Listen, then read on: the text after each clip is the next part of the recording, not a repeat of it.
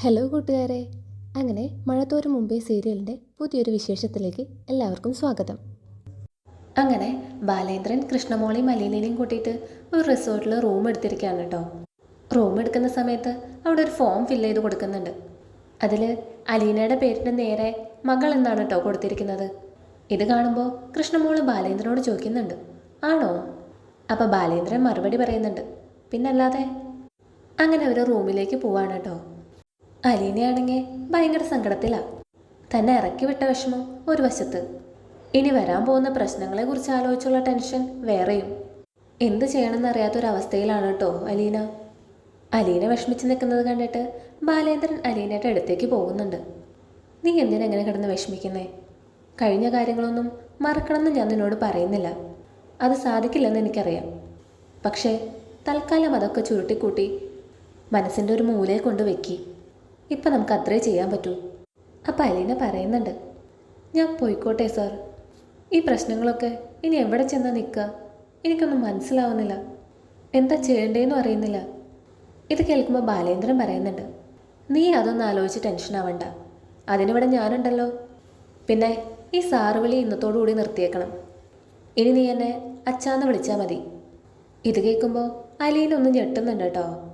കൃഷ്ണമോളാണെങ്കിൽ എന്താ നടക്കണേന്നൊന്നും മനസ്സിലാവാതെ അങ്ങനെ നോക്കിയിരിക്കുന്നുണ്ട്. അപ്പം ബാലേന്ദ്രൻ പറയുന്നുണ്ട്, നീ എനിക്കെൻ്റെ മോള് തന്നെയാണ്, എൻ്റെ മൂത്ത മകൾ. അത് മറ്റുള്ളവരെ ബോധിപ്പിച്ച് സർട്ടിഫിക്കറ്റ് വാങ്ങേണ്ട ആവശ്യമൊന്നും എനിക്കില്ല. ഇനി എന്ത് ചെയ്യണം ഏത് ചെയ്യണം എന്നൊക്കെ ഞാൻ മനസ്സിൽ തീരുമാനിച്ചു വെച്ചിട്ടുണ്ട്. ഏതായാലും നേരെ എത്രയായില്ലേ, നീ പോയി കുളിച്ച് ഫ്രഷ് ആയിട്ട് വാ. അങ്ങനെ പറഞ്ഞ് അലീനേനെ വിടുന്നുണ്ട് കേട്ടോ. കൃഷ്ണമോളാണെങ്കിൽ ഒന്നും മനസ്സിലാവാതെ അച്ഛനെ തന്നെ നോക്കി നിൽക്കുക. അപ്പം ബാലേന്ദ്രൻ ചോദിക്കുന്നുണ്ട്, നീ എന്താടി എന്നെ ഇങ്ങനെ നോക്കുന്നേ? അപ്പം കൃഷ്ണമോള് പറയുന്നുണ്ട്, ഇവിടെ എന്തൊക്കെയാണ് നടക്കുന്നേ, എനിക്കൊന്നും മനസ്സിലാവുന്നില്ല. നമ്മളിനി വീട്ടിലേക്ക് തിരിച്ചു പോകുന്നില്ലേ? അപ്പം ബാലേന്ദ്രൻ പറയുന്നുണ്ട്, തൽക്കാലം നമ്മൾ ഒരിടത്തും പോകുന്നില്ല, കുറച്ച് നാളെന്തായാലും ഇവിടെ തന്നെ ആയിരിക്കും. ഇത് കേൾക്കുമ്പോൾ കൃഷ്ണമോളി ചോദിക്കുന്നുണ്ട്, അപ്പം എനിക്ക് സ്കൂളിൽ പോകണ്ടേ അച്ഛാ? അപ്പം ബാലേന്ദ്രൻ പറയുന്നുണ്ട്, നിന്നോടാരാ വണ്ടിയിൽ ഓടിച്ചാടി കയറി പോരാൻ പറഞ്ഞത്? ഞാൻ നിന്നോട് വീട്ടിൽ നിന്നോളാൻ പറഞ്ഞതല്ലേ? അപ്പം കൃഷ്ണമോള് പറയുന്നുണ്ട്, അച്ഛനെ ഈ അവസ്ഥയിൽ ഒറ്റയ്ക്ക് വിടാനോ? അതിന് ഞാൻ സമ്മതിക്കില്ല. അതുകൊണ്ട് തന്നെയല്ലേ ഞാൻ കൂടെ പോകുന്നത്. ഇപ്പം വീട്ടിലെ അവസ്ഥ എന്തായിരിക്കും? അമ്മ വിഷമിക്കുന്നുണ്ടാവും. ഇത് കേൾക്കുമ്പോൾ ബാലേന്ദ്രൻ പറയുന്നുണ്ട്, അവൾ വിഷമിക്കട്ടെ, അവൾ വിഷമിക്കേണ്ടവളാ.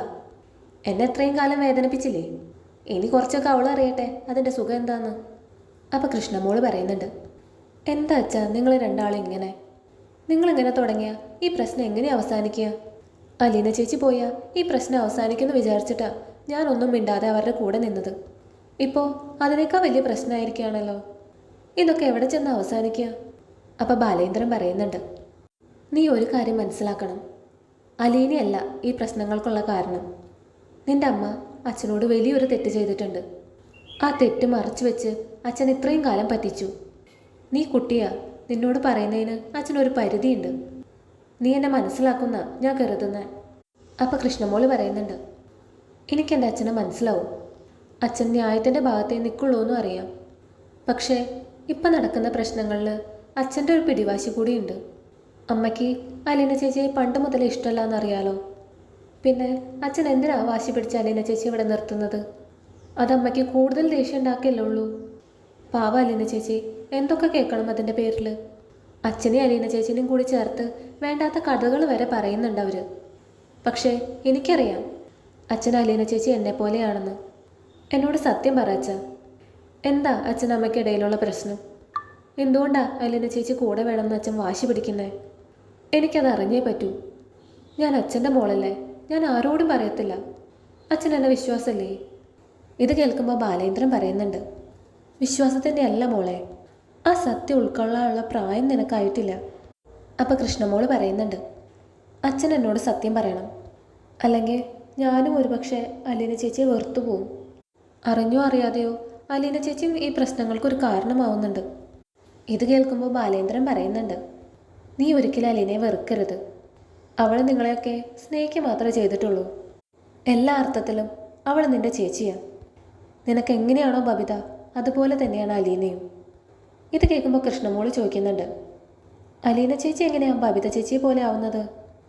ബബിത ചേച്ചിയും ഞാനും ഒരമ്മയുടെ വയറ്റിൽ പറഞ്ഞതല്ലേ? അലീന ചേച്ചി അങ്ങനെയല്ലല്ലോ. ഞങ്ങൾ തമ്മിൽ രക്തബന്ധമൊന്നുമില്ലല്ലോ. ഇത് കേൾക്കുമ്പോൾ ബാലേന്ദ്രൻ പറയുന്നുണ്ട്, ആര് പറഞ്ഞു രക്തബന്ധം ഇല്ലെന്ന്? നീ പിറന്ന അതേ വയറ്റിൽ തന്നെയാണ് അവളും പിറന്നിരിക്കുന്നത്. ഇത് കേൾക്കുമ്പോൾ കൃഷ്ണമോൾ ഞെട്ടുന്നുണ്ട് കേട്ടോ. അച്ഛൻ എന്തൊക്കെയാ ഈ പറയുന്നത്? ഞാൻ പിറന്ന അതേ വയറ്റിലാണ് അലീന ചേച്ചിയും പിറന്നതെന്നോ? അങ്ങനെയാണെങ്കിൽ അലീന ചേച്ചി പ്രസവിച്ചത് എൻ്റെ അമ്മയാവണ്ടേ? അച്ഛനിത് എന്താ പറ്റിയേ? ആരോ അച്ഛനെ തെറ്റിദ്ധരിപ്പിച്ചിട്ടുണ്ട്. ഇത് കേൾക്കുമ്പോൾ ബാലേന്ദ്രൻ പറയുന്നുണ്ട്, അച്ഛൻ ഒരു തെറ്റിദ്ധാരണയുമില്ലേ മോളെ. അച്ഛൻ്റെ ധാരണകളൊക്കെ തെറ്റായിരുന്നു, പക്ഷേ ഇപ്പം എല്ലാം ശരിയായി. ഞാൻ പറഞ്ഞത് സത്യ. അലീന നിൻ്റെ സ്വന്തം ചേച്ചിയാ, നിൻ്റെ അമ്മയുടെ വയറ്റിൽ പിറന്ന നിൻ്റെ സ്വന്തം ചേച്ചി. അപ്പോൾ കൃഷ്ണമോൾ കരഞ്ഞുകൊണ്ട് ചോദിക്കുന്നുണ്ട്, അലീന ചേച്ചി എൻ്റെ സ്വന്തം ചേച്ചിയാണെങ്കിൽ പിന്നെ ചേച്ചി എങ്ങനെ ഓർഫനേജിലെത്തിയത്?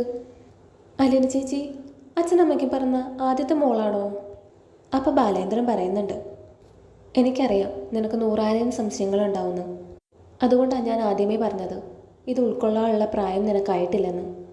പക്ഷേ നീ വാശി പിടിച്ചതുകൊണ്ടാണ് ഞാൻ ഈ സത്യം പറഞ്ഞത്. അലീനയെ നിൻ്റെ അമ്മ തന്നെയാണ് പ്രസവിച്ചത്. കർമ്മം കൊണ്ട് ഞാൻ അവളുടെ അച്ഛനാണെങ്കിലും അവൾക്ക് ജന്മം നൽകിയത് ഞാനല്ല. നിൻ്റെ അമ്മയെക്കുറിച്ച് ഇങ്ങനെയൊക്കെ നിന്നോട് പറയേണ്ടി വന്നതിൽ എനിക്ക് വലിയ സങ്കടമുണ്ട്. പക്ഷേ ഇതാണ് സത്യം. ഈ സത്യം എൻ്റെ മോൾ അംഗീകരിക്കണം. ഇത് കേൾക്കുമ്പോൾ കൃഷ്ണമോൾ പൊട്ടിക്കരയുന്നുണ്ട് കേട്ടോ. ഇത് കാണുമ്പോൾ ബാലേന്ദ്രൻ കൃഷ്ണമോളെ കെട്ടിപ്പിടിക്കുന്നുണ്ട്.